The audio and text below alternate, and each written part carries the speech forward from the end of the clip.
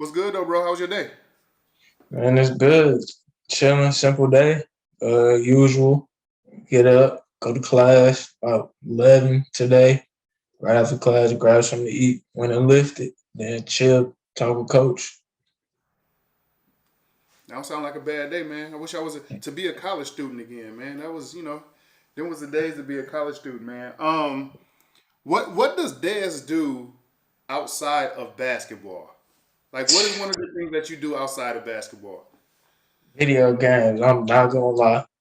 Video YouTube, games. YouTube, bro. Yeah. Listen, I know this is your interview for sure. Um, my ex used to call me a grown ass video gamer My because girl that's be calling me an iPad kid because I'm always playing the game. what you play.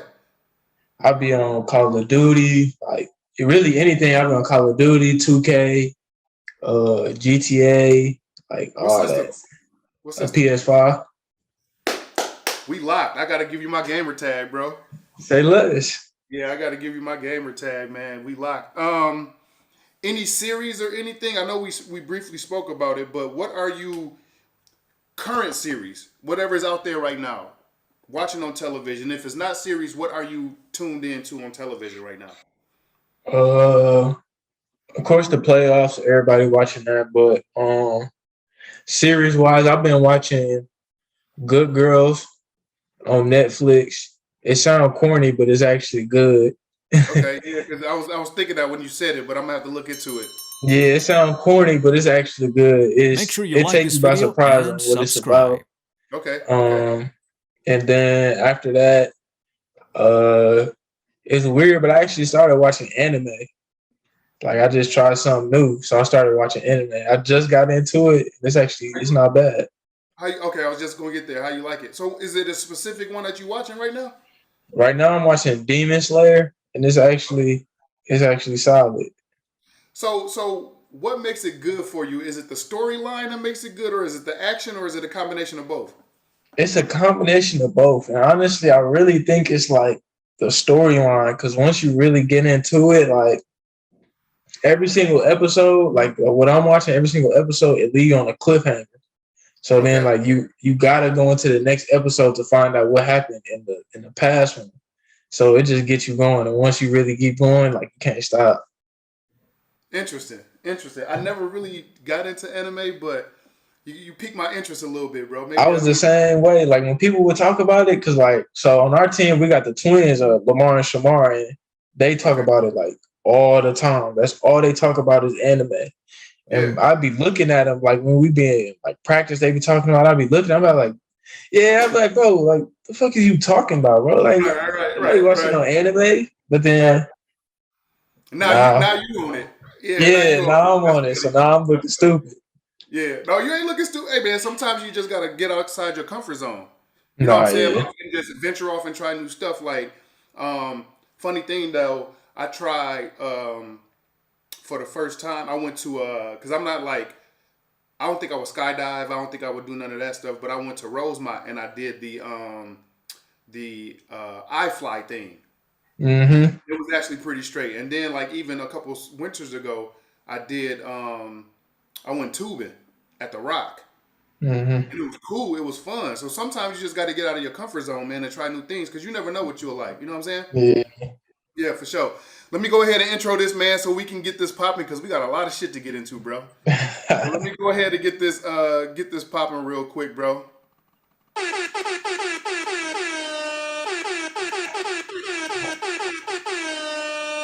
New viewers, welcome. Returning viewers, welcome back, and thank you to Baseline to Goal Line. I am your host, Alan Colbeezy Colburn, and in the building with me right now, SIUE, Southern Illinois University at Edwardsville, correct? Edwardsville, yes, So, sir. got it. Guard. Desmond Polk is in the building. What up, bro? How you doing? How you doing? Man, I'm good, man. I'm gonna let these cheers go all the way through so we can give you your flowers. But man, I appreciate this, man. Listen, let me tell you something. We spoke offline, and we spoke in detail about stuff, man. I'm a fan first and foremost. So thank you for coming on. That's first and foremost. And number Appreciate that. two, um, I believe in your ability. So I just wanted to give you a chance to come on because there's been a lot of stories out there about you, a lot of misinformation out there about you, especially with your high school career, even just in general, but especially with your high school career. So I wanted you to get a chance to come on to a platform to express some of the stuff that actually has happened with you, and to get into it like that. But before I jump into anything, I got to do something real quick. This interview is sponsored by Hylux Vitamin Water. Hylux is a hydration regimented vitamin water. It's packed with four different types of electrolytes, all four B, or I'm sorry, three B complex vitamins. It has more potassium than a banana, and it is right now. If you go into the drinkhylux.com website and you use the code hydrate, you get 10% off of what is called a sample pack. Now, a sample pack has all four flavors, which you can see on the screen right here: strawberry watermelon, pomegranate raspberry, red dragon fruit, and strawberry kiwi. My favorite is, now this is crazy because it changed. My favorite used to be red dragon fruit, but now I'm leaning towards strawberry watermelon, and red dragon fruit and strawberry kiwi is a close second. Raspberry pomegranate is good too, but the three that I just named is my favorite. Right now I got red dragon fruit. Let me go ahead and crack this open. Where your drink at, bro? It's right here. It's right here. Okay, so what we do is, man, we do a toast at the beginning of each show, and what we toast to is to life, health, wealth, and last but not least, sports talk. Salute. And now we can get the show popping, G. Um, so let's just start in the beginning, man. Let's just go back, start in the beginning of your basketball journey, and what really got you into basketball? Like what got you into basketball, and at what age did you start really getting into basketball? Young.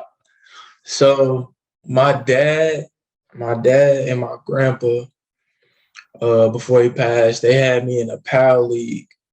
Okay. And basically I was playing everything. I was playing soccer, football, everything. And then PAL league started to pick up and I started playing basketball.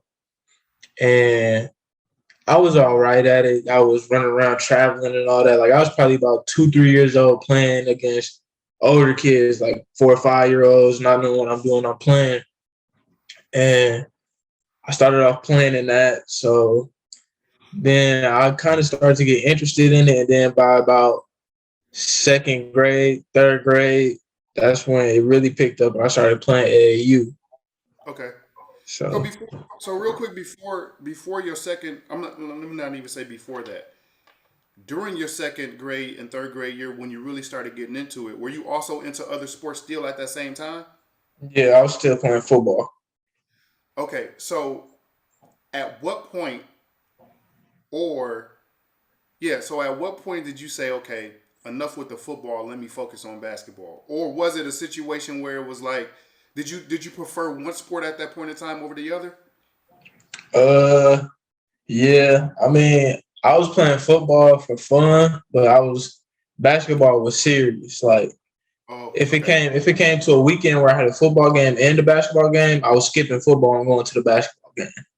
got it, got it. So, and you said this was around second, and so what year was this around? Like when you say when you would say, okay, basketball became more. You said second or third grade when you thought basketball became more serious. Okay, Hmm. um, was that also around the same time where you? Well, let me ask you this: two things. Second and third grade basketball became more serious. Were you playing up for basketball at that point in time? So, Hmm. so what age group were you playing during that time frame? So about second grade, uh, I was playing up third grade, and then when third grade came around, that's when we was just playing regular third grade, and then we'll go to some tournaments. We'll play fourth grade, or we'll go to another tournament. We'll go play fifth grade. So I'll probably say about we didn't probably third grade. We mostly played most of our tournaments up a year. Got you. Got you. Who was you playing with at that point in time? I was playing with Playground Elite. So everybody back home, that was the household name. You was playing AAU, you was playing with Playground Elite, or you was playing with Playground Warriors. I was with Playground Elite, and if you back home, everybody know Big Steve.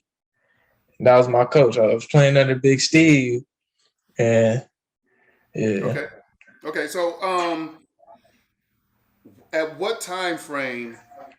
And this is going to put some stuff into perspective, and I will mold the conversation around this. Okay. So, at what time frame did you feel that you had something with basketball, and you was kind of separating yourself from your from the competition that you were playing with? It's gonna sound crazy, but I really didn't realize I truly had something with basketball until about seventh, eighth grade. No, that's not crazy. That's not crazy. Seventh, seventh, eighth grade is probably when I finally realized it. And it truly took me until eighth grade to finally realize, okay, I could be something. Okay. No, and the reason why I asked that is because, at those earlier ages, a lot of times you're playing the game and not even knowing the magnitude of anything that you're playing. So, Hmm. um, but another reason why I asked that is because in previous interviews, I've asked the same people the same question, and I always got different ranges of answers. You get what I'm saying? Hmm. So that was more so the reason why I asked that. Okay, so third grade is when you started really taking it serious, right? Now, at that point in time in third grade, fourth grade, fifth grade, middle school years, how good were you? I was terrible. You can ask anybody. You can ask anybody that has ever watched our team play or been to any games. I honestly didn't play much. Like we'll go to tournaments and I just like ride the bench. But at some other tournaments, so when I first started, I was playing because I was the biggest kid out there. So I was playing the five. Got you. But Got I wasn't good. You know what I'm saying? I could get like a little tip back, a little open fast break layup, but it wasn't like you could give me the ball in the high post and I could turn face up and go. I wasn't doing all that. I wasn't there yet. so at that point in time, so at what age group? I mean, at what age are we still talking about? Like fifth, sixth grade at this point in time? How Mhm. tall were you back then? Then Fifth, sixth grade, I was maybe 5'6", 5'7". I was pretty tall. I was fifth, pretty sixth grade. tall. Okay, okay. And the reason why I'm asking is because it's leading to this the what do you think it was to flip the switch to say, okay, um, if I want to be good at this, I got to take this serious to get better. So, what do you know a specific time frame that the switch flipped and said, okay, I need to really, really hone in on my skills to get better? I would say maybe seventh grade ish, maybe a little late sixth grade. I really honed in on really trying to get better because at that time, that's when about that time we might have came off our second national championship. We went to the AAU nationals. So I think that was the year we went back to back. So we won that. We really started to get recognition. Teams wanted to play us all over the place. And that's when I really was like, okay, if I'm going to be playing at this level all the time, I got to get better. I got to be able to hold my own when I'm out here on the court. So I think that's when I really started to take training serious and really try to get better. So, in those national championship games, I know you previously mentioned that you weren't playing too much, like leading up to these particular years. But during those two national championship runs, did you see your minutes increasing, or how was it? Was it still pretty much the same? Like some games you would ride the bench, but then other games you would play. Yeah, they were semi the same. It was really just what we needed at the time. Because in all honesty, I wasn't much of a offensive guy. I was a defensive guy. Okay. So when I was playing, let's say it's late game, a couple minutes, and we pressing, we need a couple steals. All right, I'll probably go in, press, get a nice little deflection tip, get a cool little layup, and then I'm getting subbed back out. So it just that's where I really put all my minutes towards. So if you was playing, if y'all was running a zone press, full court zone press, were you at the top of the zone? Yeah, I was at the top of the zone, or I was on the wing pressing and trapping. Yeah, got you. Okay. Who were you playing with as far as I know the team, but name some of the players that was on the team that was playing in front of you during that time. So our championship year, we had Javion Tolliver, we had Reese Beekman, we had Jalen Suggs, we had Donovan Billings, and I think at that time Donovan might have been third in the country ranked, and I think Jalen or Donovan might have been top 5, and Jalen might have been like top 2. It was one of that. They was top 5 in the country at that time, and we had Terry Lockett. So Jalen came down with a bunch of his dudes from Minnesota, and they were playing with us. From Minnesota, yeah. Yeah, they was coming down from Minnesota. We had Isaac Lindsay. Shoot, I can't even. We had a load of dudes. Yeah, y'all had a strap. Y'all had a strap. So wow, so Jalen was actually coming down from Minnesota on a consistent basis to play with y'all. And it's so crazy, and it's so crazy how he was heavily recruited in both basketball and football. That's crazy. He's a freak of an athlete. Man, that's crazy. That's crazy. Okay, so now we are at the time frame where we're leading into your 8th grade year, right? So, because you just mentioned it was like 6th and 7th grade when y'all went back to back. Did I get those dates right? 6th and 7th grade? It was more like 5th, 6th. I think 5th, 6th we went back to back. Okay, and then but 7th grade and then leading to your 8th grade year is when you was finally said, okay, if I wanted to get better at this, I need to really start honing in on my skills, right? Yeah, definitely. Okay, so what did you do, like? Because now we're leading to one of the most pivotal portions of your career, which is going to be your high school years coming up, right? So what did you do like the summer of your 7th grade year and your 8th grade year to say, okay, I need to start really separating myself from the competition so I know going into high school I got a good shot at this? Yeah, so about this time, this is when Mike Lee would come around and he had his own little gym back at home. So I forgot how I got connected with Luke, but I think I might have went to like a camp or something. It was something like that, and I started working out with Luke Meyer. Mm-hmm. And basically, in all honesty, do me a favor real quick for the people out there who don't know who Luke Meyer is. Elaborate on who Luke Meyer is. So Luke Meyer, he started off working out with Mike Lee at his gym. He would train kids, but now he's breaking off. He has his own thing going on at the warehouse over in Brookfield. And he trains kids, trains pros, trains college athletes, like wherever you need. He works with kids at all levels for basketball. Go ahead. Yeah, thank you for that. So basically, people are asking about that. So basically, Luke connected with my dad. And in all honesty, I think Luke seen the potential before I even knew it, and basically seeing the parts of my game that I really needed to touch up, really needed to get better at. And it was like clockwork every day. After school, 7 p.m. in there working out every day, back to back, working on jump shots, working on footwork, working on finishing, ball handling, everything. And once I really started working with Luke and we did it consistently, that's when I really started to see my game take leaps and bounds to, like, I never even knew I could get to that point. That's crazy. Ain't it crazy how like you can get with somebody that can see more potential in you than what you actually thought, and then they just bring you to another level. They bring something out of you that you never thought you can get to. That's crazy. Real quick, did your pops play? My pops did play, but I mean, he'll say it to this day, like he he wasn't even nowhere near as good as I was even coming up. But Okay. that's really how I got into it because everybody in my family was playing ball. So Okay. And then at this point in time, when you ended up getting with Luke, were they molding you to be a guard? Because I know you mentioned it before that you were so much taller than everybody else that was in your, that you were playing big. I So was they started big. molding, yeah, they started molding you to be a guard. What were Yeah. your measurables going like from your eighth grade year? Like how tall were you going into your freshman year in high school? Going to my freshman year, I might have been 6'1", 6'2".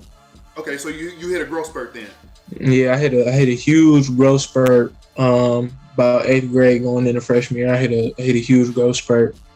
So yeah, that's when I really, because about that time everybody was like, if whoever were big, like they were really growing. So about that time they were hitting 6'7", 6'8", like you know what I'm saying. They was way taller than me. So at that point, that's when everybody was like, okay, like you're gonna be a guard, even though you might grow some more and you might be a three, but at the end of the day, you're gonna be a guard. So you got to start playing out on the perimeter. So what did Luke do that summer leading into your freshman year to get you prepared to be a guard? Like, what did you guys really focus in on that summer? I know you said that Uh, you were with him on a consistent basis. So yeah, what were y'all focusing on? so basically, it was kind of like we would bounce around each and every day. So one day we would really lock in on ball handling, finishing off the dribble, hitting jump shots off the dribble, and then the next day we might focus on coming off screens, catching and shooting, and being able to come off phase screens, reading screens, just being able to move without the ball, and then getting into shots. And then the last day we really might just focus on just straight finishing, contact finishing, being able to read the second line of defense after I get past my defender and finding the open man. So we was really locking in on every aspect of the game. How did that? How much of a learning curve was that for you from coming from a big man to now you on a perimeter handling the rock? You may be the secondary decision maker when it comes to offenses breaking down and shit like that. Like how was it a learning curve for you? And if it wasn't, I mean, if it was a learning curve, how long did it take for you to become comfortable playing a guard position? It definitely was a learning curve as far as um my ability to do the things. It wasn't that much of a learning curve because like even though I was a big, like my favorite player at that around that time was Brandon Jennings. So I was trying to handle the ball and do all that type of stuff that I was seeing him do. Yeah, And so when I was doing some of the things were just like I would naturally be able to do. It was easy for me because I was already trying to do it. But gotcha. as far as the kind of the mental side and actually learning it and making it more natural, that at that point it was actually a huge learning curve for me because I was learning different parts of the game that I didn't even know that really mattered. You know what I'm saying? When you watching basketball, you just see scoring, blocks, steals, dunks. You don't see the IQ of The reading the second highlights. line. You see the highlights. You don't see what all goes into it, and that was the learning curve I had to realize. So when did you realize that? Like what time frame did you were you already in high school when you realized like this is different? Yeah, Okay. yeah. High So hold, school. hold, hold that then, because we're gonna get there in a second. We're gonna get there in a second. So how did you do lead like on the AAU circuit that summer leading into your freshman year? How did you do? Leading into it, I did all right. Um, I wouldn't say I was the coldest. I think at that point, because what were we? We were United at that time. So we were Wisconsin United. We had switched off from Playground Elite to Wisconsin United, and I was, I started to really develop my jump shot. So I was really starting to slowly become known as a knockdown shooter. Don't leave him open. If he hit one, he can hit three. It can turn into four, and it can turn into we down 30 at half.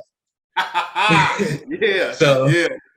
so at that point, I was really, um, I really turned into a 3-and-D guy. Okay. So about that time, yeah, I was really developing into a 3-and-D guy.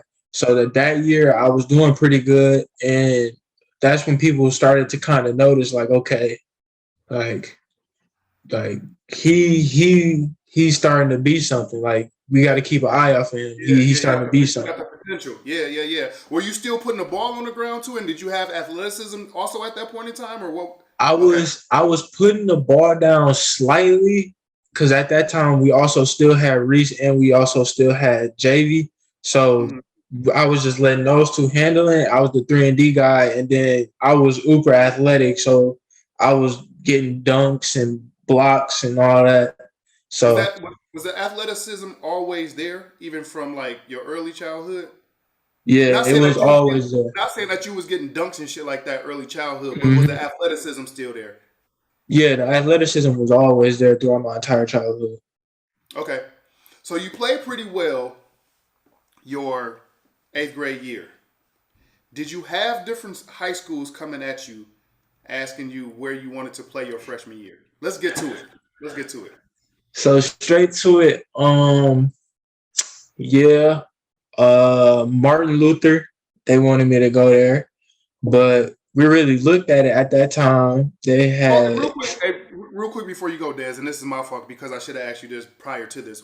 What year was this? Like, not the year in school, but what was the year? 2013, 2014, 20, what year was it? Your freshman year. um my freshman year was 2017. 17. So Yeah. that was the 2016-2017 season. Okay. And at that time, Martin Luther was loaded. They already had their guys, they had their squad. Me and my dad looked at it, we was like, man, that's like, we ain't saying we trying to run from it, but them dudes already a year or two in, like it's hard to Kind play of over dudes solidified. that's already been there and solidified Yeah. and showed, you know what I'm Yeah. saying? Oh, So yeah, he for was like, sure. no, we can't do that.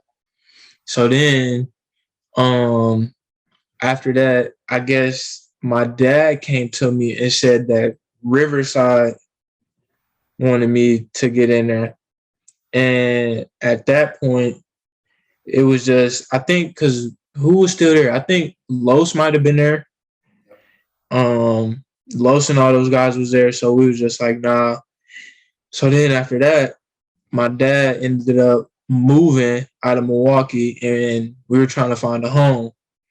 So we were looking at New Berlin Eisenhower. We were looking at New Berlin West, Yeah. and I don't think people know, but we also looked at Homestead area, and we also looked at Pewaukee. Wait a minute. Wait a minute. Wait. You looked at these areas to move to, or you were looking at these areas for schools? We were looking at these areas to move to and go to school. Wow, Homestead and Pewaukee? We looked at Homestead and Pewaukee, and the craziest thing is when we were looking at New Berlin and Eisenhower, the entire time that we were doing that, we were really locked in on Pewaukee. I was about this close to going to school at Pewaukee, but I think the house that we wanted, somebody made an offer on it, so we Mm, couldn't get it. mm. So we then ended up looking at Eisenhower and New Berlin West, and my dad wanted to send me to Eisenhower, Mm. and we had a house over there that we wanted to go to. That didn't work out, so the house that my dad has now, we still wanted to send me to Eisenhower. So I was going to get basically, to that. I was going to get to yeah. that because you know how like sometimes you'll have people who are living in the inner city, but they end up going to schools way out and stuff like that. Was it one of Mm-hmm. them situations? And I'm gonna let you get back to what you were finished that you were about to say about the Eisenhower and West thing. But was it one of those things where you didn't want to, where you weren't willing to travel like outside the area? And with Mm-hmm. that being said, were you having contact with the coaches at Pewaukee? Did they know that you had interest on going there? I don't think anybody knew. I feel like because at that time, uh, Big Grant Basili dad was the coach there. Okay. So, and I feel like if he would have known that I wanted to go there, I feel like he probably would have made it happen. Got you. Got you. but we just didn't know anybody out there. We were just basically the new kid on the block trying to figure out what to do. Okay. So you previously mentioned that your dad was still trying to send you to Eisenhower. Hmm. Pick it up from there. So basically, the house that we got now, my dad still wanted me to go to Eisenhower, but it's a rule there that basically, if you stay on, like it's literally, I think what is Sunny Slope is a Okay. road called it's a road Sunny Slope. If you live on the right side of it, you go to New Berlin West. If you live on the left side of it, you go to Eisenhower. We didn't know that. Mm. So we were staying Well, on the right side of it. of course you don't because you're just getting out there for the first time, right? Exactly. So we didn't know all of that. So basically they like, no, like you live on this side, it's the district rule, blah, blah, blah. Like you have to go to the Berlin West. So we're like, all right, whatever, we're gonna go to the Berlin West. We're gonna figure it out. Do you? Let me ask you this: if you were a more highly touted incoming freshman, and you would have had reached out to New Berlin Eisenhower before you even stepped foot in New Berlin West, do you think they still would have said the same shit to you? But I would still have to go to New Berlin West. Yeah. Um Like just say for instance, at that point in time, you was ranked in the top five in Wisconsin, mhm, incoming freshman. You mhm. think they would have? You think they would have been some rules for you? Uh, at that time, I don't know. I really don't think they would have because at that time Eisenhower had a really old school coaching style. Like they didn't have many freshmen that were playing varsity, and it was the same way at New Berlin West. Okay. Okay. But we just felt like I had a better shot at Eisenhower than New Berlin West. Because when we were talking to people about New Berlin West, they were like, there's no way you're going to play varsity as a freshman with that coach. Okay. So let's get into it. Did you play varsity as a freshman with that coach?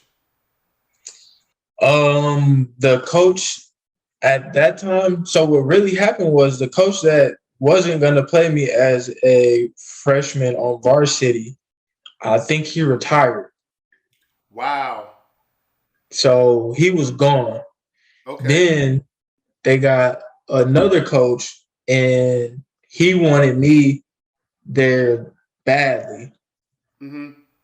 And I think probably the season, like right before I was supposed to come in and be a freshman, Mm-hmm. legal obligations, and he got fired. Wow. Okay. So then, who ended up taking over as a coach for your freshman season? And then, like, get back to that question that I asked you, what did you? So then at Yeah. that point, that's when Maddox had came in, Okay. and that's when I was playing varsity as a freshman. Yeah. Yeah. So, um, how did you fare your freshman season at New Berlin West? And looking back at it, were you happy that you made that decision to go to New Berlin West? Yeah, 100%. Yeah, I love playing under Coach Maddox. I feel like he was a huge jump to my confidence into boosting me because Okay. when I got there, he wasn't that coach that was we're gonna let him develop. He gonna play minutes in each game, and then he can slowly pick up as the year goes on. Okay. Maddox was just like, we throwing him in the fire. He gonna figure it out. We gonna roll with the punches, but I'm not gonna baby you. So step up, or you gonna get rolled over. Step up or step off, pretty much. Exactly. It was exactly like that. So I I'm happy with the decision of playing under Maddox. Okay. So, what type of at that point in time, you end up getting that battery put in your back from him, right? It's pretty much like a vote of confidence, if you want to look at Hmm. it that way. What did that do for you? Like, what did that do for your confidence? And um, how how long did you stay at New Berlin West? So let's answer the confidence thing first. What is um, confidence? it definitely boosted my confidence because Okay. at that point, I was accomplishing something that not many could do, and I was also um putting up uh numbers in certain games that not many freshmen were doing. What were your averages? You remember your averages your freshman year? Freshman year, I think I only averaged around maybe 10 points. I probably averaged close to 10 points a game. As a freshman though, that's good. Yeah. So I That's averaged good. around like 10 points, maybe like 2 rebounds, 2 assists. Okay. Don't even get to the second part of that question I asked you as of yet because um, you mentioned also that you had some pretty big games too. So with that being said, coming from the city and then going out to New Berlin, how was the competition for you, especially playing with Playground, playing with some of the AAU squads that you played with, and then the people that you had on your AAU squad too? How was it going out to New Berlin playing? It was it was kind of a shell shock because when you playing in the city and you playing against um AAU teams with a 6'10" kid who can catch any lob and dunk it, and then you got a 6'1" little point guard who can break you down and go score and do anything. And then I got out to New Berlin, and some nights I'm playing against a team who send all five back and don't rebound.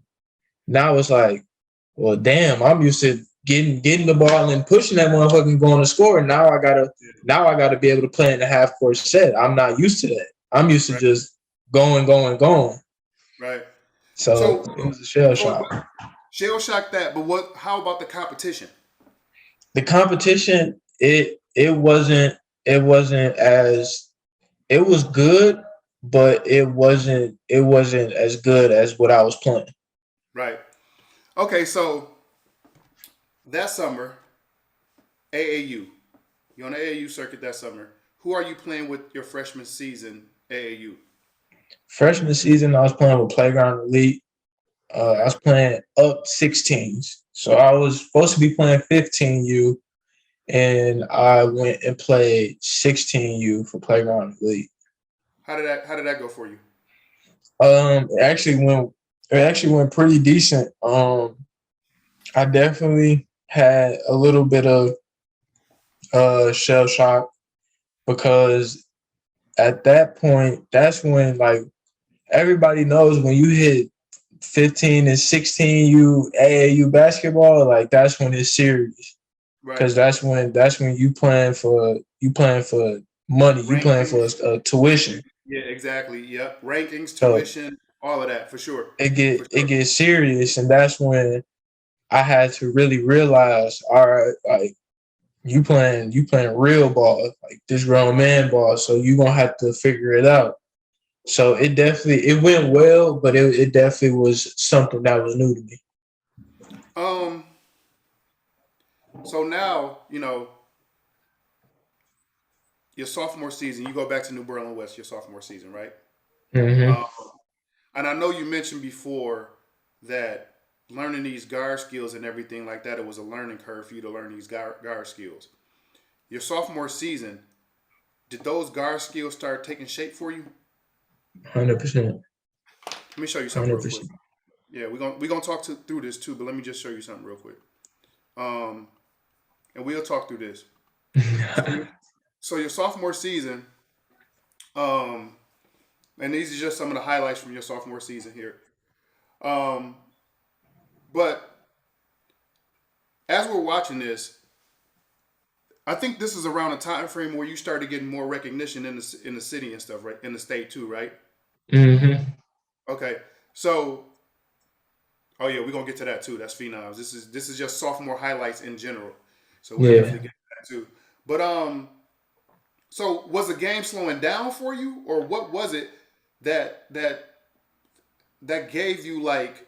Because this is a boost, man. Like this is a big boost from you know, as you previously stated, it was a learning curve for you to learn these guard skills. It looks like you've been doing this shit for a minute.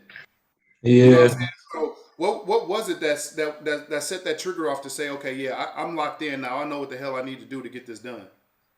Um, I And look at think him. Wait a minute. You ain't have to stare at him like that though, bro. no, I think the thing that really clicked for me was just that I mean, man, I just wanted to win. Okay. And I knew that for my sophomore season at New Berlin West, I was really gonna have to step up. And I think that's what played a huge role into me just playing because I mean, if I wasn't in honesty, if I wasn't scoring, who was really gonna be scoring? Okay. No, talk. I like it. I like it. So See, this show us to brag a little bit too, man, and to give people they flowers. So yeah, I like the brag. I like that yeah, if brag. I wasn't scoring, nobody else was scoring, and we wouldn't we Travel would too. probably wouldn't gonna win as nearly as many games as we even won. Listen, did you see that? You travel, bro. Let me show you. Right here, you travel. Well, nope, not right there. I'm sorry. Let me see if they gonna show it. I'm really messing with you. Right here. Oh no. It's back a little bit further. But anyway, you traveled on one of these. Oh, you talking about the little side step? Yeah, you traveled. You patted your feet. No, I'm messing with Nah, you. I'm that's a messing with you. bucket. That's a That's a bucket. bucket. That's a That's a bucket. bucket. Hey, so how did y'all do team wise though at New Berlin West this year? Your sophomore year. This sophomore year, we didn't do as well as we really should have, and I think it was just the fact that things, some of us were clicking and some of us wasn't. Okay. Did you have any other? I know that you mentioned you said something previous like who else was going to score, but you didn't have any other decent players on the squad out there in New Berlin West. No, we definitely did. Like we had Toro number 32 that Mm-hmm. you probably see me throw him a couple passes in here to score. We had Joe. Mm-hmm. We had Vaughn. We had Devon Cobbs. Mm-hmm. Um, we had all those guys who were also they played roles into us scoring and winning games. Whoa, bro! What you good? Hey, they was Yeah, testing me. They yeah, I was see it. testing me. How tall were you your sophomore season? Uh, 6'2", maybe 6'3". Okay, so you only grew like maybe one more inch since then, right? Yeah. 1 inch or so, something like that since then. Mm-hmm. Okay, so that summer, you ended up playing with Phenom for AAU, right? What made you switch to go from playground to Phenom?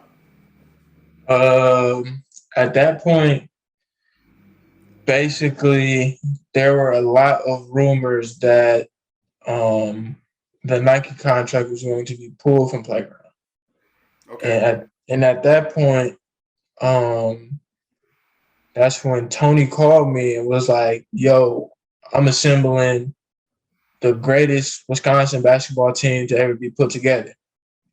right. And Okay, he was like, "I got Jalen coming, I got Reese coming." Um, Jalen yeah, Jalen Johnson. and who else? And Reese. Reese Beekman. He said Yep. he got Jamari Sibley. He had Isaac Lindsey coming. He had Alex Antetokounmpo coming. He had everybody. If you were well known throughout the state, you were playing on this team. And little do people know, he actually was supposed to get Johnny Davis on that team. Mmm. He was supposed to Mmm. get Johnny Davis on that team, but I think things fell through and they just wanted to stay with the Warriors. Got it. Got it. Got it. How did you do your So, sophomore season, AAU wise? sophomore season AAU, that's when everything took off. Yep, that's when That's everything when hit. everything took off. I think that's when you got ranked in the state too, right? Yeah, that's when I went from the watch list to not even being ranked in the state to top 3 in the state, top 5 in the state So you went from the watch list. to When were top you on the 5. watch list? Yeah, when like was this like your freshman year and stuff like this? You was on the Freshman watch list. year. I remember like it was yesterday. It Let's was talk right about it. before it was right before practice. I'm getting ready to jog on the court to get ready to practice, and my coach pulled me in. He threw his phone on the desk and was like, "Look at this bullshit." And I scroll through and I look at it, and it's like Jalen Johnson, Johnny Davis, Kareem Taylor, every like going down the list, Desmond Dalton, all those dudes. And then right after the last ranking, guys to watch, Desmond Polk. Mm. So I wasn't even ranked. Okay, so let me ask you this though, right? Confidence wise, at this point in time, you're a freshman, you 15, 14, 15 years old. Was that like a shot in the heart, or was it like, okay, I need to lock in and I need to get this shit together? Um, it was a little bit of both. It Okay, was a shot in the heart because it was dudes on that list that I knew I was better than, and I was performing better than them got before it, we had went in. got it. So, and then on top of that, it was like, all right, you ain't gonna put me on this list. Watch what I'm finna do. Let's lock it in. Okay, Watch what I'm real finna quick do. before real quick before we get to your junior season and the decisions and stuff that happened your junior season, I want to do some rapid fire questions real quick. Okay, What's up? um, what is the best hangout spot at SIUE on a Friday or Saturday night? Friday, Saturday night, best hangout spot. Usually like all the athlete teams, we go to the golf house because they got their own house, so we be chilling there, or we go out to Big Dad's. Okay. Um, favorite sneaker to hoop in? Favorite sneaker to hoop in, probably my Lillards or my Hardens. Okay. Um, favorite player ever? Favorite player ever, KD, Best player ever to ever lace him up? LeBron Over Jordan? over Jordan. Okay. Just listen, bro. I'm just asking. I'm just asking. It's getting to that. It's getting to that generation where, from like starting at your generation, moving forward, it's gonna be LeBron from your Yeah, generation forward. and that's why I say it. No, I got you. I got you. Yeah. Um, favorite rapper? Little baby, come on now. Okay, listen, bro. I'm just asking these questions, brother. Yeah, how Um, this out? yeah. Toughest player you ever had to guard? Mm, toughest player I ever had to guard. That is a tough one. I'm gonna say, mm, I'm gonna say Cam Thomas. Mm. Cam Thomas. That's that went to He on the Brooklyn Nets now. yeah. Who he went to? Where did he go to high school? Oak Hill. Yep, that's right. That's right. Oak Hill Academy. Yep. Okay, one more. The best game that you had against a known basketball player. Like who was the best game that you had against a known basketball player, and what did you give him?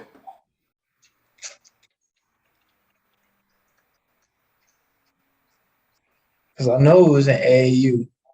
Okay. Best game. Oh, we played Vegas Elite, Okay. and they had, I can't even remember.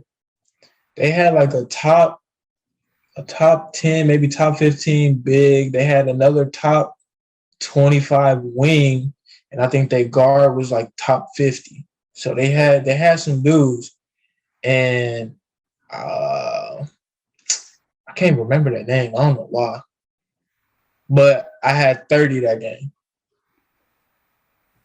What year was this? That was with Phenom. Your sophomore season? Yep. Okay. All right. So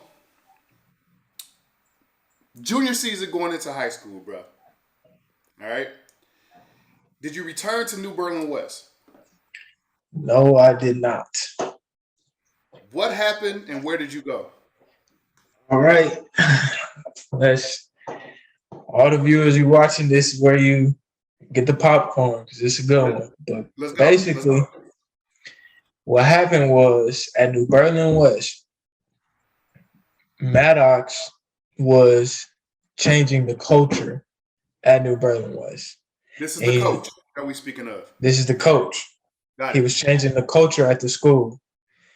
And basically, um, he was getting complaints from parents about their kid not playing, not getting the ball, not getting shots. He was also changing the school's culture as while New Berlin West is now good at sports. And they basically said, we're not a sports school. We're a academic school. We don't want to be looked at as a sports school. And basically we were getting guys coming up who were probably going to be freshmen my junior year. So we had guys coming up that basically the school was like, no, we don't want to be looked at as a sports school. We don't want this type of attention. And basically was just like, you can resign or we'll have to fire you, but we don't want this type of attention coming to the school. Okay. With that being said, the kids that you guys had coming up that were freshmen and stuff, what color were they? But Okay. Also, the parents and stuff that were complaining about their school, their kids not playing in the game, what color were they? white. We're gonna put this into perspective because New Berlin West is located in the suburb in the Milwaukee area. Um, and for y'all out there that don't understand the demographics when it comes to Milwaukee, Milwaukee is one of the most segregated cities in the country. South side is all Hispanic, north side is all Mexican, suburbs is all white. It's a fact. It's just a common fact. I say that because I want to put this into perspective as to what happened with Maddox and what the parents and stuff was complaining about. Continue. So basically, Maddox was, I'm gonna be real. Maddox was assembling a team to win him state championships. Got it. If I would have stayed my junior year and all the kids that wanted to come in and play under Maddox, that junior year we would have made a state championship run. And that's facts. And if we didn't get it my junior year, we were 100% going to be state champs my senior year. It's a guaranteed fact. Who was trying to come in your freshman year? Who did they have trying to come in your freshman year? So we had Devontae Cobbs, who went and played with Bronny and played with all those guys. Right now he's playing with Overtime Elite. Yeah, now he's playing with Overtime Elite. We had Armani coming in, the little point guard. Mm-hmm. So I probably was going to be playing off the ball, and Armani was going to be pushing the one. Of course, we had Devontae's brother. Yeah. And we had another kid, Sam. He was a big fella. We had him coming in. We had all the talent coming in for that junior year. Right. And of course, as I previously mentioned, all of these guys that he is talking about are African American or black people. And they didn't want let's just be real, man. They didn't want their school to be quote unquote hood. That's exactly what it was. Exactly what it was. Yep, that's exactly what it was. So you get this news, right? Your parents get this news that Maddox isn't coming back. What's going through your mind at this point in time? And then what led up to the next decision that you made?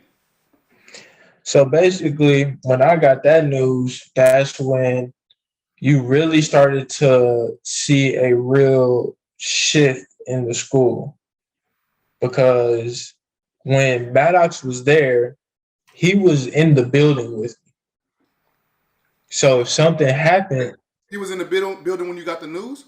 No, he was in the building like all day throughout school. Like he was always there. Yep, I see. So if something was to happen, Maddox was there. Like, you get what I'm saying? Maddox was like the parent before, you get what I'm saying, in the school. Right. So when that happened, you see a real shift in the school and how staff members acted and how things really went. So at that point, I'm gonna be honest, it was a lot of racist things that went on in the school. Mm-hmm. So it was times where I would walk down the hall and somebody said, "What up, nigga?" And I kinda did a double take, and I really was finna hit. I was finna hit him in his shit This is right when from he said it. a student. Yeah, Wow. and Okay. I was gonna do it right away, but I have more to lose than him. And you would have been looked at as the angry black man. Yep. Exactly. Yep. So once that happened, I got myself together and I just kept walking. Okay.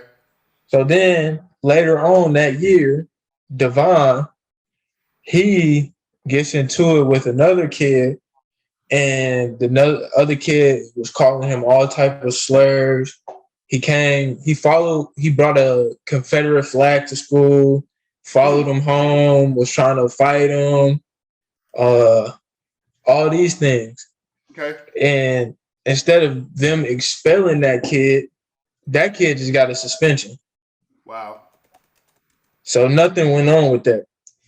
Right. Wow. So basically, we're sitting there and we're like, you know, I'm not gonna be in that environment.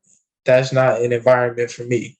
And Mm. we realized that if Maddox is gone, like what more could really happen Exactly. if Exactly. he's not in that building? So, hey, was this around that same time frame that the guy got arrested for marijuana out there? No, see, that was the coach that got the That's job right. before Maddox. Okay, so that was okay. So this is leading up. I'm wondering if some of this stuff is like kind of connected. You get what I'm saying? Mm-hmm. Like we get Mm-hmm. arrested for marijuana, they already got a target. Like, oh, this is something bad going on at New Berlin. Now you got all Mm-hmm. these black kids coming out. So I'm Mm-hmm. wondering if they trying to prevent some Oh, shit it to happen definitely before it actually happened. You get what I'm It saying? Like they definitely, already it knew. definitely was, it definitely was looked at. You know what I'm saying? The year before that happened, now we got more black kids coming in. I Yeah. think they had like another instinct where it was a racial slur, like spray painted on the school. They had the news there. Um, Fights were breaking out from time to time, and Yeah. so they definitely seeing it as our school is becoming hood, and Right. we don't want that. Got it. Got it. So Maddox leaves. You get the news. Did you talk to your parents about where you were gonna go next? No, we didn't. So what happened was at that point, our AD, we had coaches coming in and out left and right. Like every single coach, it was coaches in the conference that were trying to leave their school to come and coach me. Like I would see them and dap them up, like as I'm coming into school in the morning or I'm changing class periods and walking past the office. They're coming in for meetings. Mm. So me and my dad were kind of like my dad asked me, he was like, this coach hit me up and was like, I'm going for the spot. Uh, did you like see him? Were you in the meeting? Like, were you a part of the meetings when they were talking? And I'm like, nah, I seen him, but I wasn't in the meeting. You Right. know what I'm saying? Because most kids know like when you're getting a coach at your high school, when you have a new coach coming in, majority of the time is the AD, and then they also might have a player Right. that is Or on the two. team, a Right. player or two. So you Right. get your input from the players. The AD can get the input from the players, but of course the AD is going to come down to But of Mm. course you still need input from players, Right. and we're kind of looking at it as why am I not in these meetings if I'm going to I'm essentially the captain. So why Mm-hmm. am I not in these meetings? Why am I not being a part of this whole process? Why are you not getting my input? And Right. basically, he's just like, basically like it's not appropriate for him to be in there. He doesn't need to be in there. Blah blah blah. And we kind of like, man, you bullshit. Like for Right. real. Like Yeah. if you Yeah. want me to play here, Right. like what is going on? Right. Right. They was trying to ease y'all out the way. Exactly. That's it. That was Exactly. exactly what they were trying to do. So all this shit is going on. So now we coming up to your junior year, which are pivotal years in you becoming, like you said mentioned earlier, to get the money to play basketball and to get scholarships and stuff like that. Where did you end up signing? I meant signing with. Where did you end up playing your junior year? My junior year, I ended up playing at Lalu. But before Lalu, I went to Nicolay. Okay, that's the transition I wanted. Let's talk about Nicolay. What happened with the Nicolay transfer? So basically, I'm gonna be honest. The WIA seen a problem in that because they knew that we were gonna run through the entire conference and we were gonna win the state championship. Are you familiar with the Corey Lucius rule? You know who Corey Lucius is. Yeah, I know who Corey is. The Corey Lucius rule, of course you do. I'm just Mhm. putting it out there. The Corey Lucius rule was implemented because Corey ended up leaving um, King and went to Pius. So they instituted a rule that if you did transfer, that you would have had to sit out a year if you transferred and all of that stuff. And they deemed it the Corey Exactly. Lucius rule. It's called the Corey Lucius Exactly. rule, right? But I'm asking that because do you think that is kind of something similar to what they did in your situation? 100%. And I feel like I really so what really happened was they saw this going on and they seen it as a super team being formed. Because who was at And Nicolay at that time?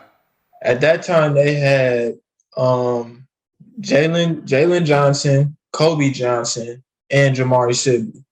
Right, right. So I was gonna be the fourth um high recruit coming in and playing with them.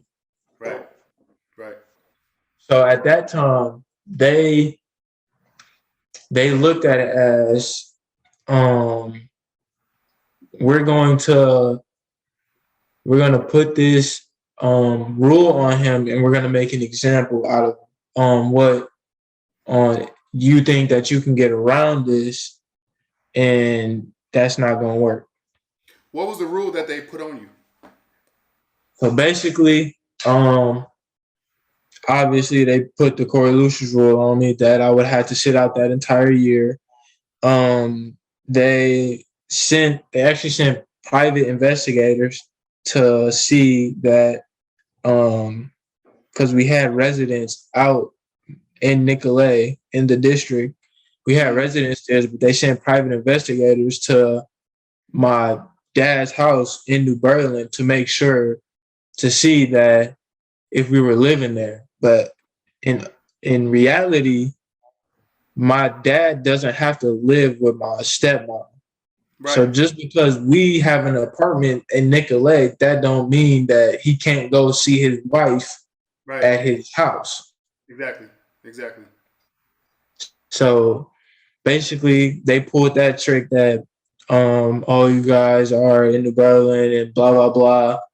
And it basically was that. And then I'm pretty sure they were trying to say like he's gonna have to sit out until like he can possibly be able to play after Christmas. We all knew that that wasn't going to happen.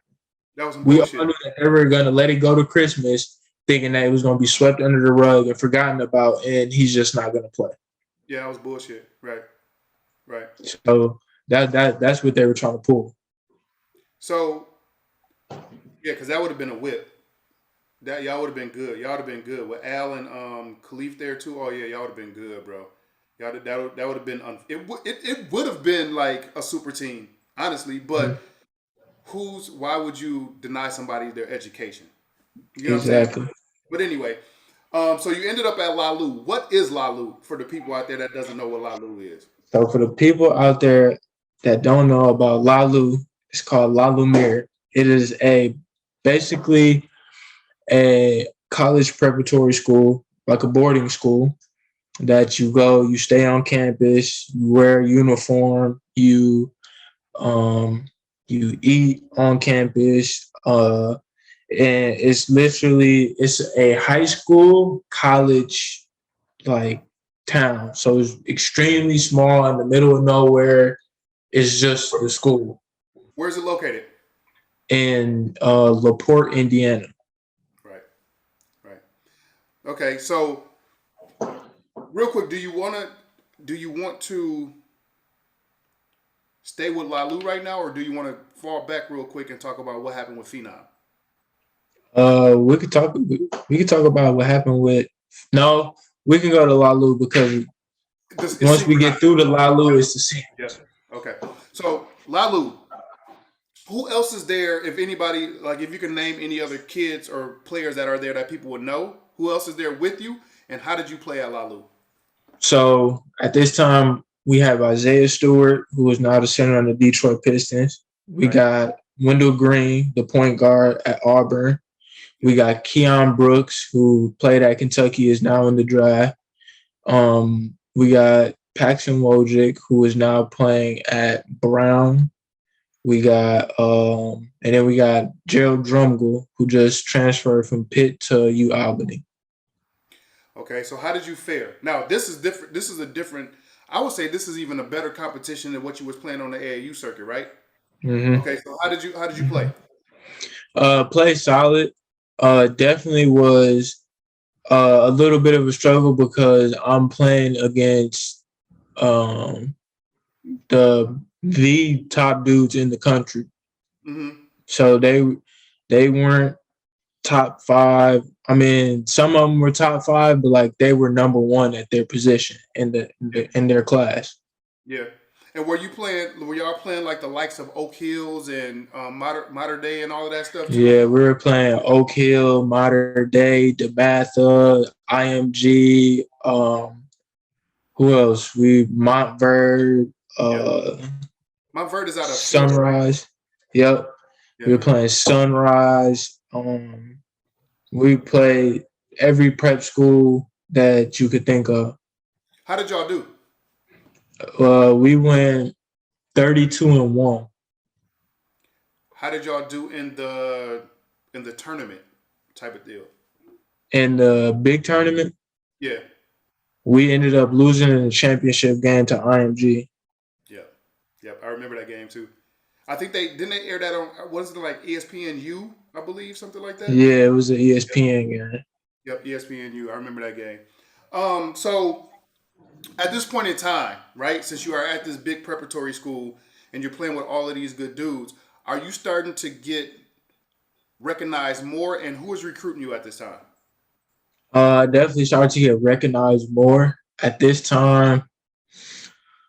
I At this time when I first got out there, that's when Wojo came and offered me for Marquette. He offered me Okay. in person.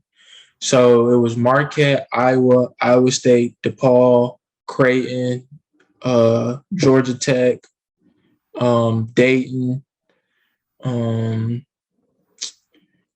uh, I mean, the list goes on. Kansas State.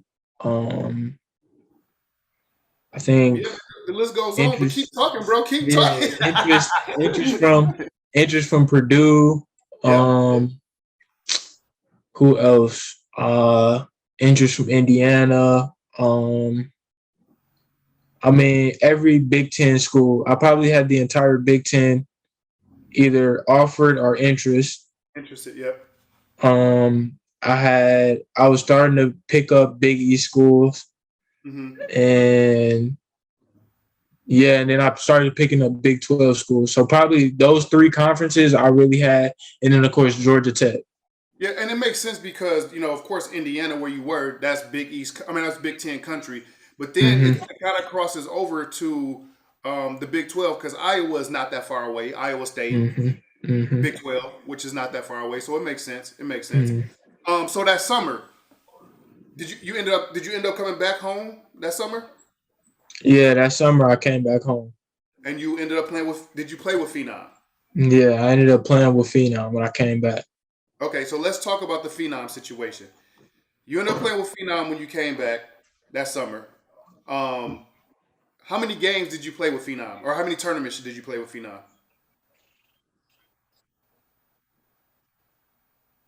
Three, maybe three, maybe two, three or two. Okay, so you're at the beginning of the summer, really like July is when you're done with Phenom already, correct?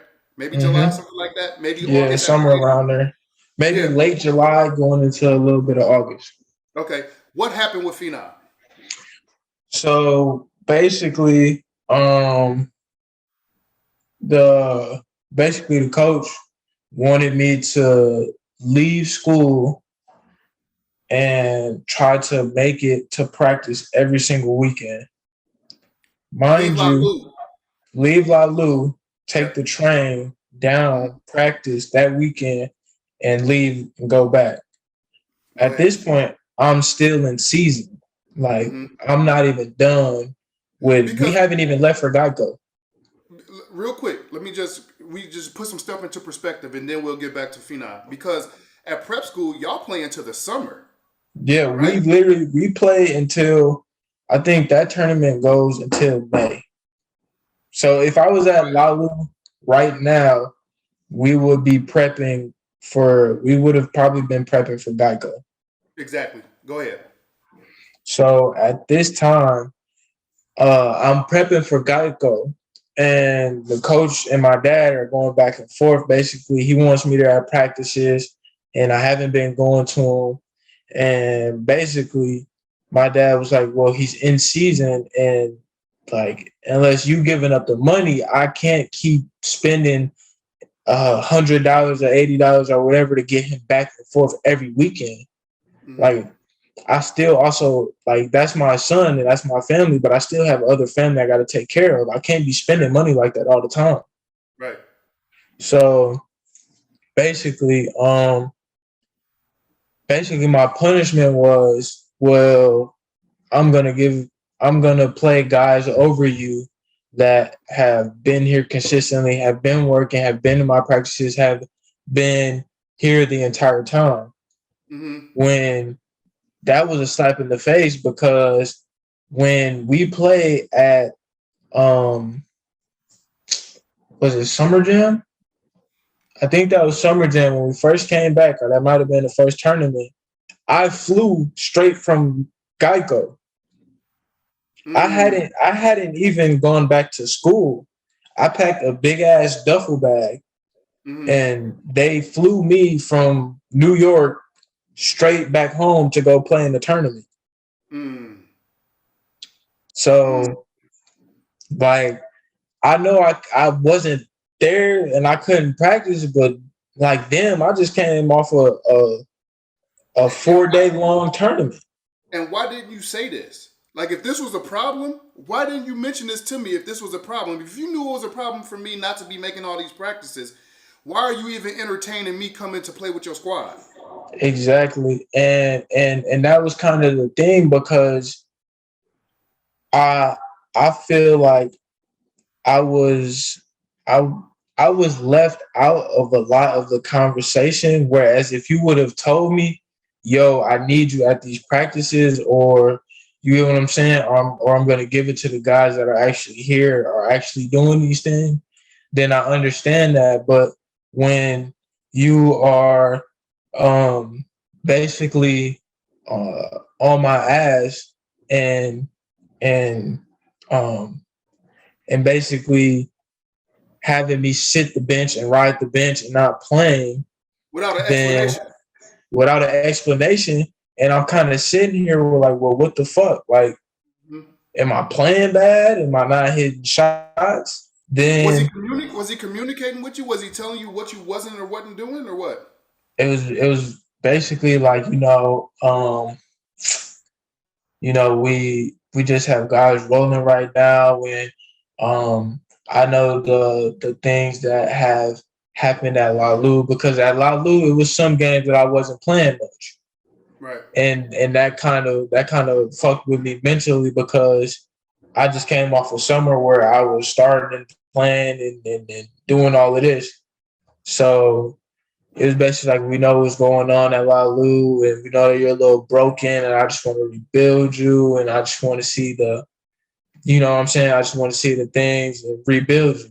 So at that point, when I got that, I'm like, okay, like I understand it, but at the same time, it's kind of like I want to play, because when Right. I'm not playing, it's kind of hurting me even more. Right. Your confidence, hurting your confidence It's more. hurting Yeah. the confidence when I see these games and I know I can perform in, and you get what I'm saying? Like, Mhm. you want to rebuild me, but I feel like the best way to rebuild somebody Just is let them go out there and make the mistakes. Yep. putting them out there, let them play through those mistakes.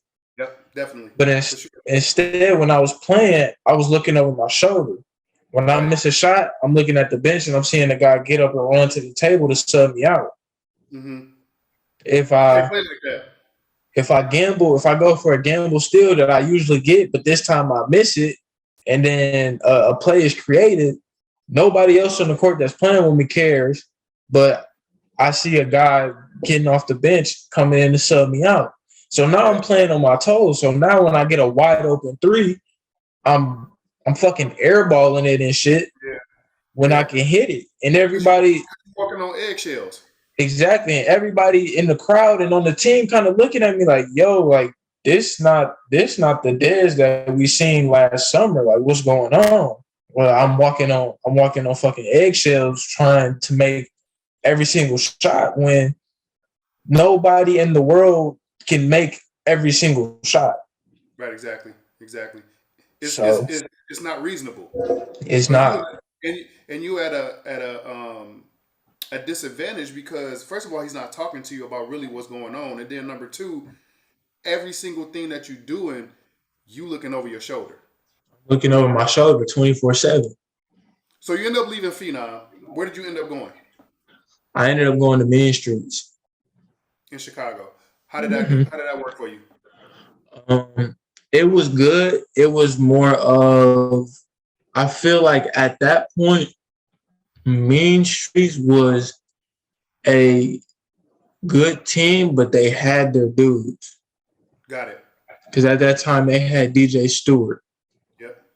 And obviously, for those who don't know, but that summer, that's when DJ got his Duke offer. So Okay. DJ was like, he was rolling that summer. He was playing well. Yeah. And they already had dudes that have been playing with them since they was yay high. Mm-hmm. So for me, playing with them helped me because it helped me get a certain grit Got it. playing with Especially in Chicago, Chicago. Yep. playing Yep. with Yep. Chicago dudes and having to battle it out. It gave me a certain grit, but at the same time, it didn't help me because they had their dudes. Got it. Got it. Got it. It may have gave you a little bit more mental toughness, but it didn't help expand your game. It didn't help expand my game because they had their dudes. Got it. So your senior year, did you end up going back to Lalu your senior year? No, I ended up leaving Lalu and going back home to Catholic Memorial. Yep. So talk about it. How did that come about? So looking back on the whole situation, I should have just stayed at Lalu Okay. because I feel like you can't get any better than that in Got it. the situation that I was gonna have playing there. It was gonna be better. Do you think that was one of leading up to right now, right? So do you think that was one of your biggest basketball regrets Yes, 100%, was leaving Lalu? Do you think it would have 100%, been different as far as the recruiting process for you and everything if you would have stayed at Lalu? 100%, Okay. hundred So percent. um, going back to Catholic Memorial, back in the city, you Mm-hmm. playing Catholic Memorial. So leaving Lalu, you playing against all these top players in Lalu. Even in Mean Streets, they gave you a little bit of grit, things like that, right? How did that help you out your senior season?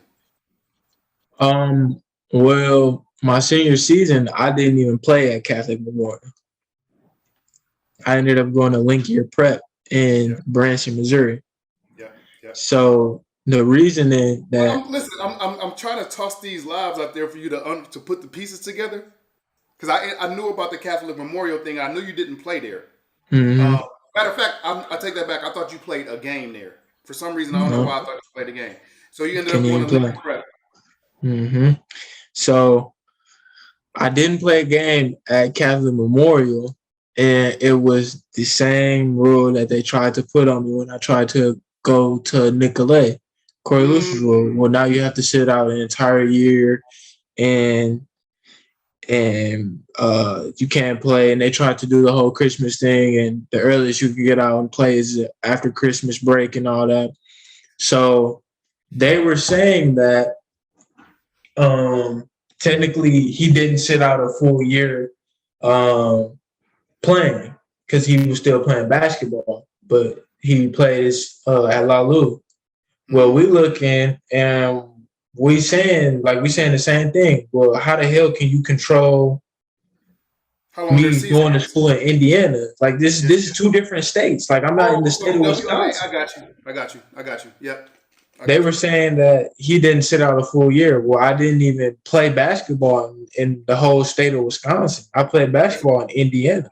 So how you going to inflict the WIA rules in a different state? In a different state. They were saying it as in he can't play basketball for a year anywhere. Like he has to sit an entire year of basketball out. Well, you can't do that if I'm in a completely different state. Exactly. Exactly. Like you can't put rules on me that I'm in two different states, and plus I'm playing prep. I'm not even playing against regular high schools. Right. So like when you playing prep, like people say like, why didn't we play Sierra Canyon? We can't play them because they're under the California. They're under California. They're under California rules. So we can't play them. We can't play regular high schools. We have to all play preparatory schools. You have to play all preparatory schools. So I'm not even playing regular high schools. I'm playing preparatory schools. So everything is different. I should be able to play right away. Right. And they were saying, no, you didn't sit out a year. You basically, no, you didn't sit out a year. You can't play. I think they tried to pull the whole living in the area thing, even though you can openly enroll into Catholic Memorial. You don't have to live in that area to go to school at Catholic Memorial. And basically, they were going to try to fight it as best as they could. No, I'm not wasting. I don't have time to waste. Exactly. I gotta So get to this chicken. I ain't got time to waste, bro.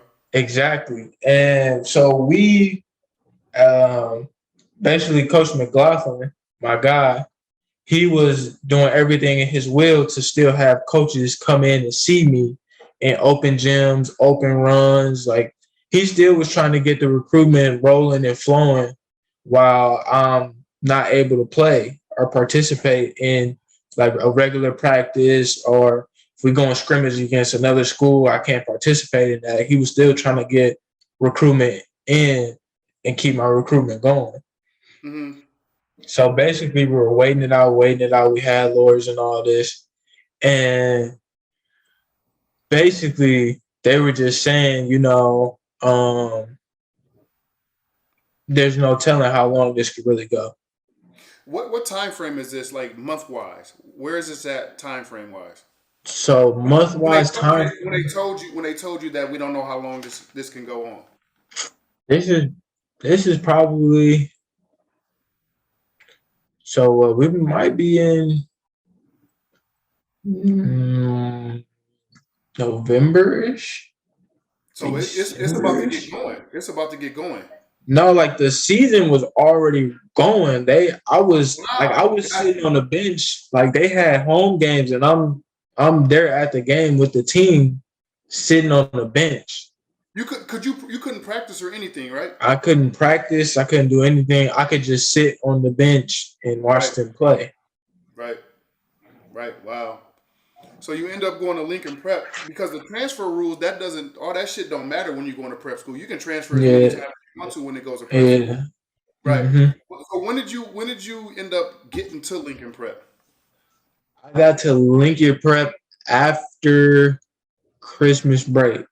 They went and played at a Christmas tournament right around then, and um they flew me out to go play with them right before Christmas break. And then after Christmas break, I moved all my things in and just went there. Okay. So around Christmas break. Who was there with you your senior year at Lincoln Prep? Players again.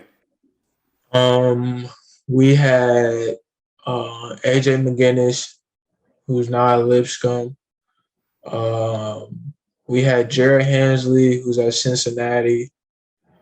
Um, Dylan Engler, I forgot what school DE goes to. We got Dewan Pruitt, who's now here with me. Hmm. And That's crazy, we right? had a bunch of more guys. That's crazy that he there with you, right? Yeah, it's crazy. It was a Yeah. small world when I heard he was recruiting. Yeah. Okay, so how did you play your senior year? And real quick, I want to do something real quick. But we could talk through this because I just want to show some of these some of the stuff that you was doing. But how did you play your senior year? So my senior year was I treated it as my get back year. Got it. So basically, I was just I was just playing because that's all I could really do.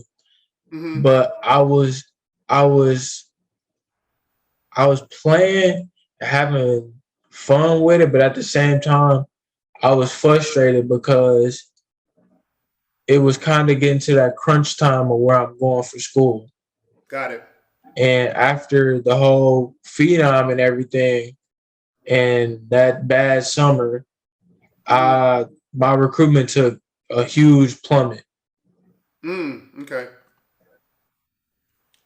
Took a plummet. So the schools that were recruiting you at that point in time, I'm just showing you some of this stuff what you working out with Rob. Um, but your recruitment at that point in time, you weren't getting the Big Ten schools anymore and all of that.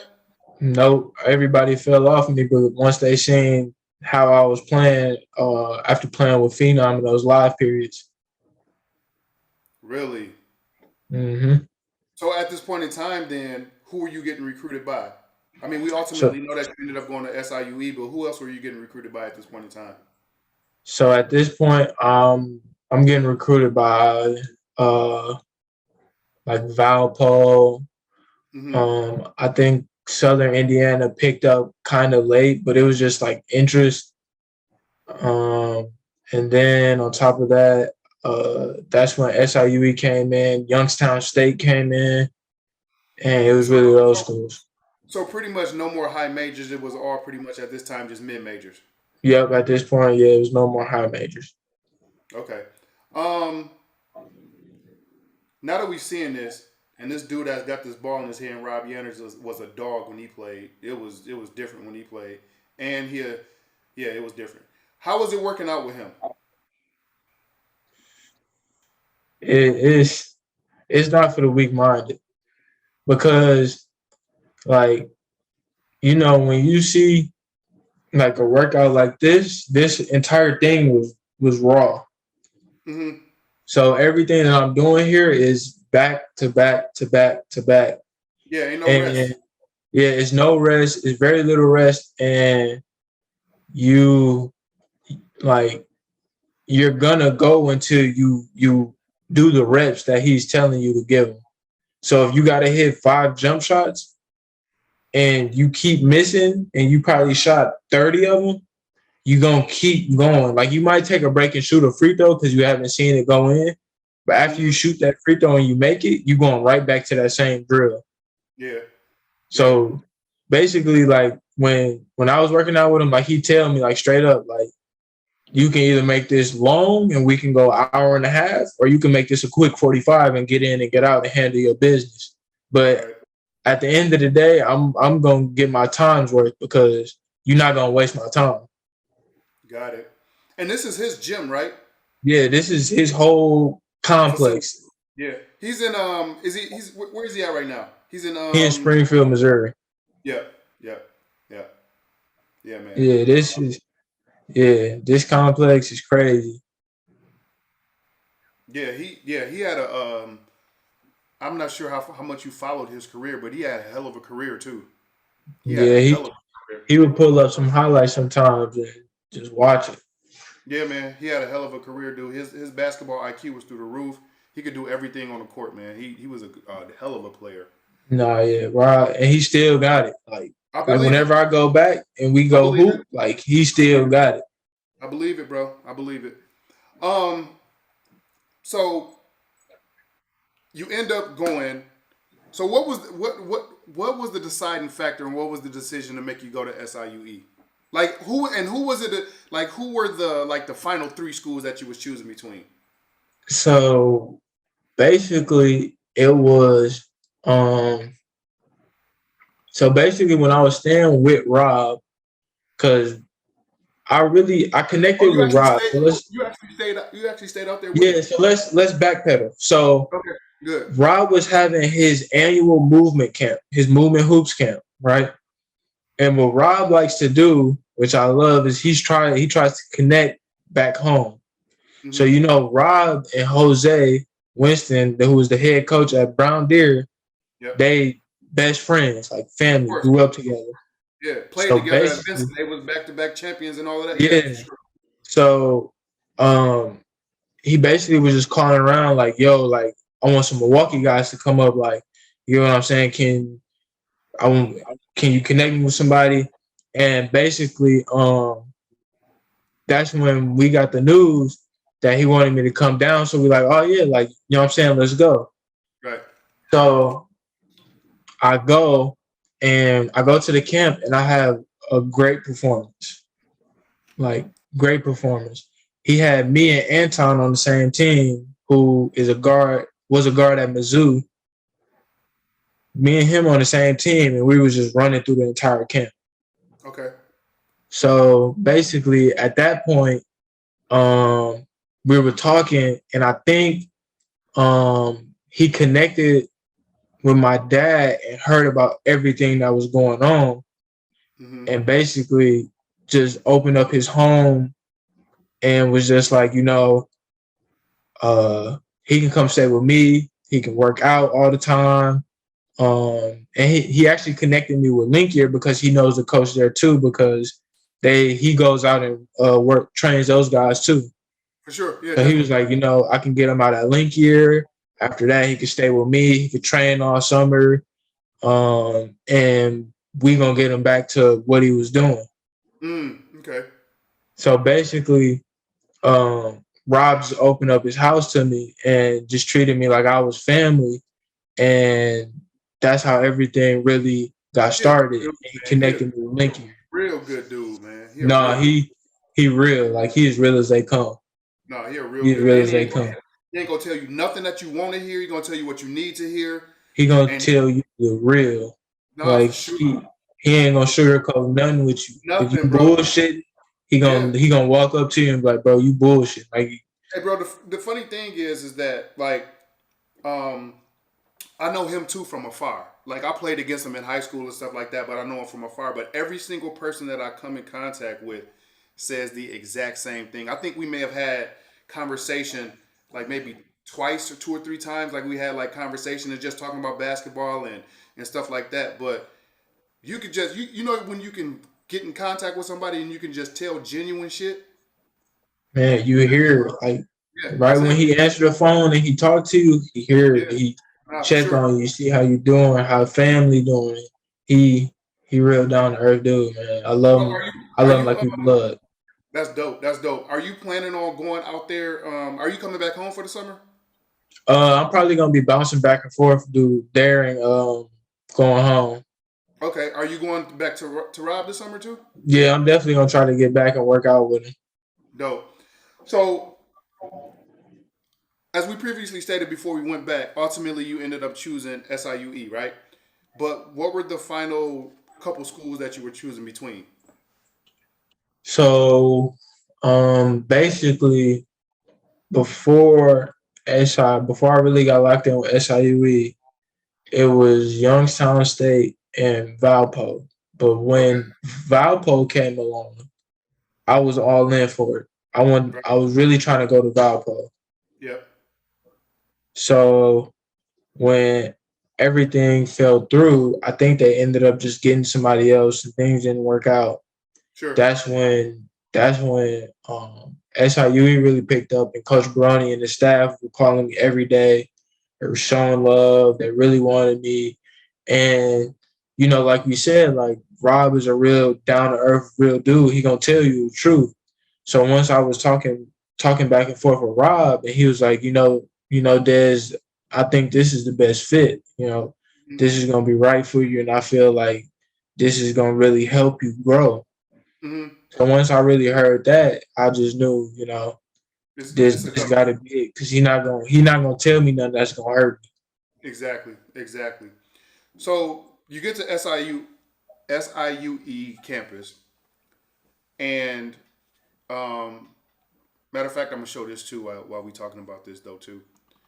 So your freshman year, it didn't kind of go your actual freshman year. It didn't go according to plan, really, right? Hmm. What ended up happening your freshman year? So basically, my freshman year here, um, I was I was playing a good amount of minutes, but some games I was playing a lot. Other games I really wasn't playing a lot. It was a lot of up and down. Of course, it was a COVID season. Mm-hmm. On top of that, and it was just really finding my place and finding where I could get a good feel and really just take off from there and really build. Got it. So what ended up happening to make you? Because then what year did you redshirt? Uh, I never redshirted. We just ended up getting a year back Oh, from the COVID. That's right. from the COVID year. Okay. Okay. So then, so now you're going into quote unquote your sophomore season though, right? Yeah. Okay. So how did you what were your did you start your freshman year? Nope. Came off the bench? How did you play though Mhm. coming off the bench? I played well coming off the bench. I Okay. feel like I really figured out figured out best what I can do and how I could really help the team. And I feel like I did really well for my freshman year. Okay. What are your goals and what are you working on this summer to make it a better year than what it was last year? Almost missed the dunk. To make it a Yeah, better you year than seen that, right? yeah, yeah, yeah. To make it a better year than what it was last year, and also to solidify your spot. Like, yo, I'm here now. Um, Definitely offensively, I just want to really work on the jump shot and just keep a tight handle Okay, and really just the mental side of it. I mean, me scoring and my ability to do things isn't it's nothing new, and it's got it. it's not like um it's not like I can't do it or I have to really grow in areas to become better at these things. Of course, obviously, I can grow in touch and ball handling, everything. Obviously, you can never be too good to grow in those areas. Right. But just doing it is nothing that I can't do, or it's nothing new. So it's really the mental side of the game that I'm really trying to hone in on and really just lock in on. What are you doing for your mental health? Recently, so like nowadays, if we had a game today, I listen to a lot of slower like R&B music to really just keep the nerves calm. I've been reading books lately. Um, I've I've been I take time sometimes to really um just breathing, Breathing making reg. it I'm like gonna get there. breathing. Yeah. So I just been doing that a lot. And then on the court wise, just realizing that, I'm playing basketball. I miss a shot, I miss a shot. If I get a turnover, I get a turnover. It's gonna happen. It's Right. basketball. I just got to move on to the next play. Exactly. One thing that you may want to get into too, which I do or I shouldn't say periodically, is really often meditation. Try to get into meditation. I'll send you some stuff too, so you can try to get That, into because it actually work. It worked a lot, man. It worked really good. Um, so we're gonna be working on stuff to get better for this upcoming season. What are some of your goals that you want to achieve this upcoming season? um, I really want to lock in defensively. My defensive ability is What's your wingspan? very. What's your wingspan? It just got measured. It's 6'9". 6'4" with a 6'9" wingspan. Yeah, What's your vertical? a 40. I'm so serious. No, I believe you. That's why I'm laughing. That's why I'm laughing. Yeah, man, you should. Yeah, go ahead though. Defense. Go ahead. Defense. So yeah, but defensively, I'm really trying to lock in defensively. I feel like this year I could be in the running for a defensive player of the year In the conference. in the conference, That's dope. and I really want to do that. What outside of that, what other goals? Do you have any other individual goals that you want to achieve? I mean, obviously, defense player of the year, starting the all conference team. Yeah. Like I want to be all of that. I really like this year. I want this to be my breakout year. I want everybody to realize that the old days is back. Got it. Got it. Um, Before we get out of here, is it anybody that you want to shout out?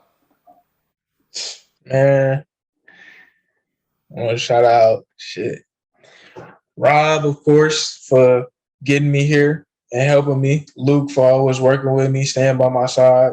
Definitely Coach Maddox for helping me put that battery in my back when I was young and struggling. I definitely want to, obviously, my dad, my mom, my sister, my whole support system that's behind me. Um, Bree Love, everybody that been a part of my journey throughout my ups and my downs. If you've been around and you've seen it, man, I appreciate y'all. Nah, no doubt. Hey man, I'm glad that you came on to get some of these stories situated because, as we previously stated, it's probably a lot of people out there real are trying to formulate their own opinion as to what was going on with Dez and why he was bouncing around from high school to high school and all of that shit. So hopefully we put all of that stuff to bed. I'm proud of you, bro. Like I said before, I'm a fan. I've learned a lot sitting here, and I told you this last night when we was on the phone. I said, doing this interview, I'm probably gonna have a different affinity for you after we done, and that's exactly what it is, bro. Like, I'm rooting for you, man. You got it in you, bro. You got the athleticism. You got everything in you that a basketball player should have. This is where it's gonna get you to the next level, man. I appreciate you for coming on. I want to shout out once again Hylux Vitamin Water for sponsoring the show. I appreciate all y'all viewers for watching. Please make sure you subscribe to the channel. Make sure you like this video. I got some stuff coming. I'm not going to get into it too much right now, but I do got some heat coming for y'all. Once again, thanks for tuning in. You have been watching Baseline and Goal Line. Is there anything else that you want to discuss? I mean, no, not for real. Just for upcoming high school kids and that's coming in with recruitment, just stay the course, bro. That's all I Oh, gotta say to you. finals prediction. Oh, of course, my Bucks and Warriors. Winning, who winning? That's tough. Okay. Of course. We can revisit No. this. We can revisit this. Yeah, that's something we gotta revisit. We can revisit this. All right. Thanks again, y'all, for tuning in. You have been watching Baseline the Goal Line. Peace and love.